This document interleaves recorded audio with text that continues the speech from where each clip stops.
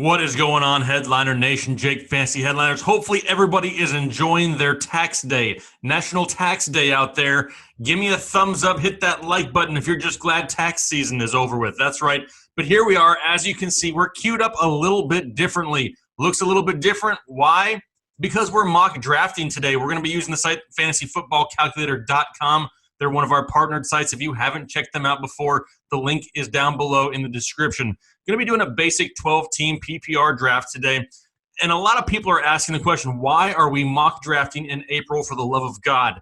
Well, if we don't mock draft in April, May, June, July, it really makes it difficult to know what the ADPs are going to be come your fantasy football draft in August. I get it. Not a lot of people out there mock draft all year long, but this is where a lot of the research, a lot of the lead up to the season comes from. This is how when your fantasy football draft comes around, you're prepared for it. It's by people doing the mock drafts and getting a feel for things now here in April. So before I get into this mock draft, just a quick reminder, make sure you head over to our website, TheFantasyHeadliners.com. Our draft kit is available for pre-order. It's only $19.99, and you will not find another draft kit out there that offers more information at such a reasonable price. So make sure you go check that out here right after the video. But for now, let's dive into a 12-team PPR mock draft.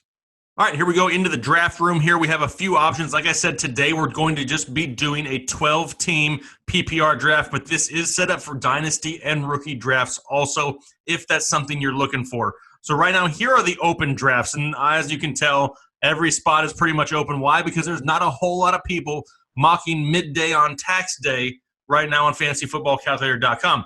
But we're going to go ahead and give ourselves, so let's go with a fourth pick, a little bit earlier. It allows you to customize it, put your name in. Even if you just have a free account, you can do this. So then we'll go ahead and get into the room here. We have 59 seconds till it starts. Now, I'm going to go ahead and go over here and hide our drafted players. Why would I do that? Well, it's easy. They've been drafted. So therefore, I don't care about them, and I don't need them jumbling up my list. I'll also put on the alert notifications, so just in case I'm too busy talking, I know that I'm on the clock. 39 seconds till we start here. And it's really the same as in most years, right? The first 4 or 5 picks, more than likely, they're going to be the top running backs off the board. We know it's set up for a PPR mock draft. I expect Saquon, Zeke, Kamara, and McCaffrey to more than likely be the first 4 picks in some order. That's probably going to be the majority of the leagues this year. Yes, a lot of people are going to say, hey, well, Le'Veon Bell's back. Why isn't he there? He's on the Jets. And I know the Jets are much improved, and I expect Le'Veon Bell to have a decent season. He just may not have the old-school Le'Veon Bell type of season there for the Jets. So here we go, getting ready. Pick number 1 coming up off the board is going to be, drumroll please, Saquon Barkley. And that's going to be a consensus there for a lot of people, followed by Zeke and Kamara. So for me, it's really easy. I mean, it's still one of the other 4 that we talked about. Christian McCaffrey, especially in a PPR league, with that upside of 100 receptions, he's getting the workload volume. He really doesn't have anybody to compete with. There's limited targets as of right now in Carolina. They did just sign Chris Hogan, which is better than Devin Funchess, I guess you could say. But he's going to see the bulk of work there as Christian McCaffrey. So go ahead and give me run CMC here in the first.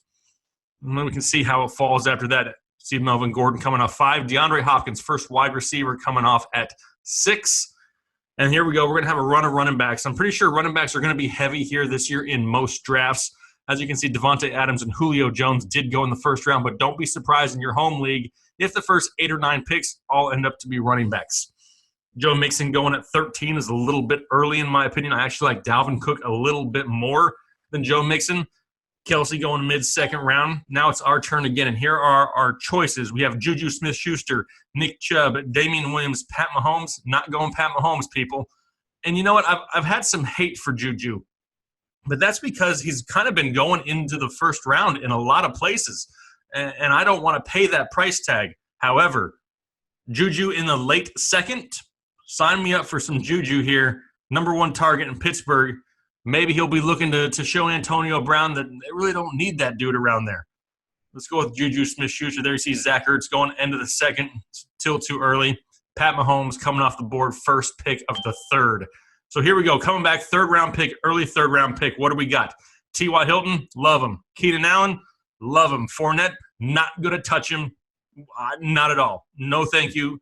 We got George Kittle, Sony Michel, Derrick Henry, Amari Cooper. We're not going to get down too low. For me, PPR league, it's kind of easier. I think Keenan Allen is probably the safer pick, but T.Y. Hilton in an offense with a healthy Andrew Luck from the beginning gives me a little bit more touchdown upside. So I'm going to be a little bit risky here, and I'm going with T.Y. Hilton. And that'll give us both T.Y. and Juju and Christian McCaffrey. Great start for a PPR draft. As you can see, it was followed up by Henry, Fournette, and Michelle, none of which are really PPR viable options. I still think they have decent years. Fournette, I'm just too concerned about the injuries. The off-field issues, the arrest that he just had, it's for unpaid speeding tickets. There's been a lot worse out there, so I don't expect him to miss too much time, if any. So here we go, coming back around, 4th round draft pick. You can see Jarvis Landry's already off the board. A lot of running backs came off here with Phillip Lindsay, Devontae Freeman, Aaron Jones, Chris Carson, Mark Ingram. Now, I'm a big running back guy. I like to have my running backs. The problem is where we're picking at, there's not a whole lot of running backs to choose from. Kerryon Johnson's going to split work. Darius Geis going to split work. James White, Kenyon Drake, Jordan Howard. Now, I do like Kenyon Drake this year, but I'm not going to reach too far because the pick is coming back around here shortly. We know we're going to need a flex option, and we know we're in a PPR league. What better weapon do we have here than the number one option for Tom Brady, who could see 100-plus receptions out of that offense, especially with the limited weapons they have so far. And the way it's going to work out here with Ingram ending here in the end of the 4th, coming back around, hopefully it falls to us, which it does, and we're going to go ahead and take Kenyon Drake. Now, a lot of people are like, why on God's green earth do you want Kenyon Drake? Well, it's a new coaching staff. It's a coaching staff that has seen Kenyon Drake run wild on them before because they came over from New England, and Kenyon Drake used to tear up the Patriots. He's there alone, no more Frank Gore, only Kalen Ballage to worry about. He's averaged over 4 yards a carry for his career, and it looks like he could get the lion's share of the work this year. He's a 3-down back, able to catch passes out of the backfield. In the 5th round as my running back 2, being that we have 3 stud wide receivers already, I'll take it all day long. All right, coming back around. Let's see if we can get ourselves another running back. We got Tevin Coleman. We really don't know what's happening in San Francisco yet. Josh Jacobs, the rookie coming out, we don't even know where he's playing yet, so I'm not going to draft him. Kareem Hunt, no thank you. There's not a whole lot of running backs that I'm really looking at. Tyler Lockett is an option. But you know what? Hunter Henry is somebody to me who here in the 6th round could end up being a top 3 or 4 tight end for us this year. So I'm going to go ahead and take Hunter Henry. No more Tyrell Williams. Mike Williams should take a step up. Antonio Gates, who knows? He's like 412 years old. Hunter Henry has the opportunity to be a huge, huge weapon from the tight end position. And then just like that, we're coming back around. And here we are in the 7th round. This is about the time I start looking at quarterback. Now, I'm not going to reach for anybody. I do like Russell Wilson a lot this year. I think especially with the whole contract situation, he's got something to prove. Does he want to be in Seattle? Does he not want to be in Seattle? That's still yet to be seen. Does he want to go to New York? Are they going to keep him and franchise tag him? We really don't know. He's got his weapons healthier this year, a solid running game, and he's got that ability to scramble on his own. Give me Russell Wilson. So far, so good. Kind of look and see what we have coming up here for us. What do we need?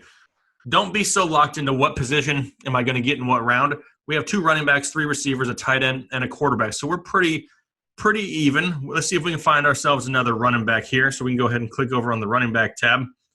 Royce Freeman, Carlos Hyde, Austin Eckler, an Ito bit of a problem, Mike Davis, Jalen Samuels. Now, this one may be a little bit of a surprise to a lot of people, but I think I know who I'm going with.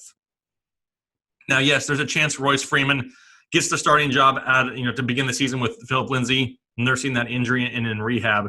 Hyde, don't know what his situation is going to be behind Damian Williams. Eckler still has Melvin Gordon to worry about. Ito Smith, nope, Devontae Freeman's backfield.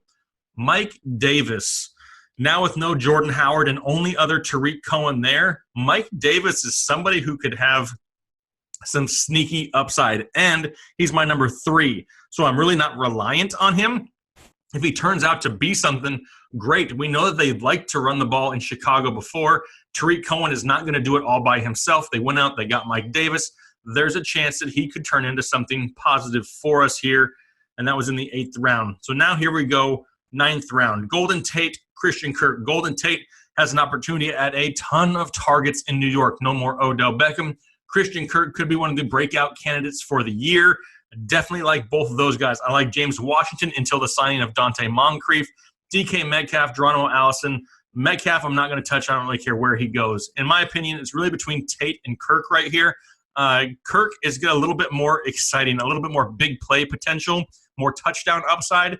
And Larry Fitzgerald is in the last year of his contract. We don't know who the quarterback's going to be, but we know they're going to throw it a lot more in Arizona this year. Give me Christian Kirk.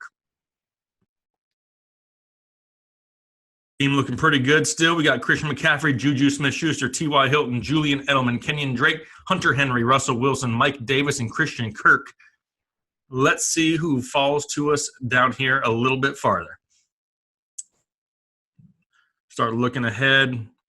Marvin Jones, he's a former wide receiver one in standard leagues. He's gone. Larry Fitzgerald, we already have Christian Kirk, so we're not really interested in him. Funchess, no thanks. Hashtag never Funchess over here. Already have our quarterback, so we don't really need to worry about that too much. There's really not a whole lot out there that is really intriguing. Am I going to take a defense in round 10? Absolutely not. But I will take a stab on some people who may be, a little bit underwhelming. Isaiah Crowell. I mean, he could be the day one starter in Oakland. I mean, if that's the case and I can get a day one starter in round 10, even though it's the Oakland Raiders, they're going to be improved. And I love my running backs. I want to make sure I have that depth at running back. Give me Isaiah Crowell in the 10th round.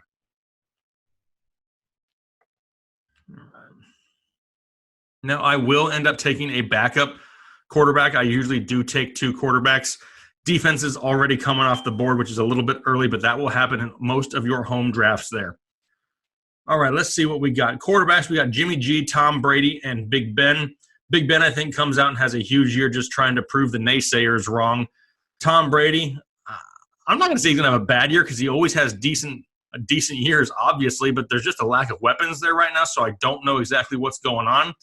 I'm going to go ahead. I mean, Jimmy G, that offense, I mean, it made Nick Mullins and C.J. Beathard, viable. But I'm going to go ahead and take my second quarterback here, and I'm going to go with Big Ben, partially because I have Juju. So if I need to use him, I have them paired up, stack them together. Not a bad option there in round 11. Now, I'm really surprised at all these defenses coming off. I mean, Jacksonville, Houston, Chicago, the Rams, Baltimore, Denver, all these defenses are off the board already. And it may kind of force you to have to do something a little bit earlier than you want to. You need to make sure you're watching the draft board as it's going by. I don't want to end up with, like, the crappiest defense. I don't want to go early, but as you can see, with all these runs on defense, it may not be a bad idea to find one. Dallas, great pass rush there. A little iffy if I want to really trust the Cowboys on a weekly basis, but if you look down the list, Cleveland, New Orleans, Indianapolis, Philadelphia, all have concerns in one level or another. I think Dallas may be able to help out the most by pass rushing and getting points for sacks. So that's a positive. As much as I want to go with the Browns here just because this is the year of the Browns, I'm going with Dallas as my defense, and I'm not excited about it. But it's April 15th, and it's a mock draft, so I'm not too overly concerned about it.